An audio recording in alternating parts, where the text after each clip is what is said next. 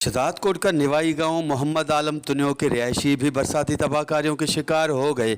इलाका मकीन इस वक्त जहां मलेरिया से लड़ रहे हैं तो वहां वो मुख्तलिफ बुनियादी सहूलियात से महरूम भी हैं।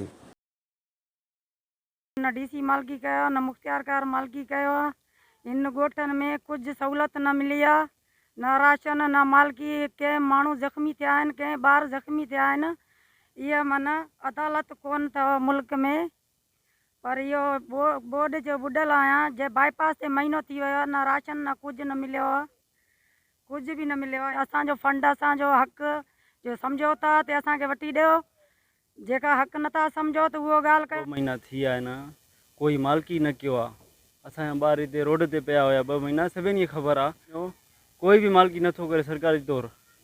पर महिरबानी करे अची ग़रीबनि जो मालकी कनि। असांजा ॿार ईअं पिया उस ते, न किड़ियूं था ॾियनि न फंड था ॾियनि। महिरबानी करे सरकारी तौरु असांजो मालकियूं करे वञनि।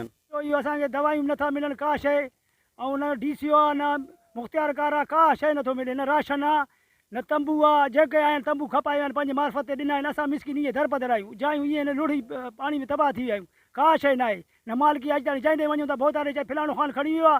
असां छुटासीं मुख्तियारकार ऑफिस में, मां पाण वयुमि 4 दफ़ा, ज़रो बि असांखे न मिलियो आहे। असां कहिड़ो ॾोह कया हिननि जो। हिन महिल ताणी दर बदर आहियूं, हितां अचे बाईपास वतियूं पर हलिया था वञे। सॼो जायूं असां लुड़ी विया, असां कहिड़ो ॾोह कयूं।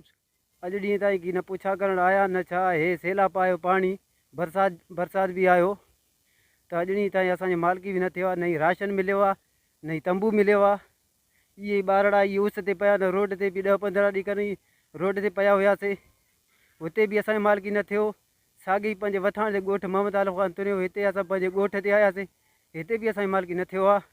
इलाका मकीन आज भी मुंतखब नुमाइंदों समेत मकामी और ज़िला इंतज़ामिया की जानिब से दिए जाने वाले बुनियादी सहूलियात मिलने के मुंतज़िर हैं।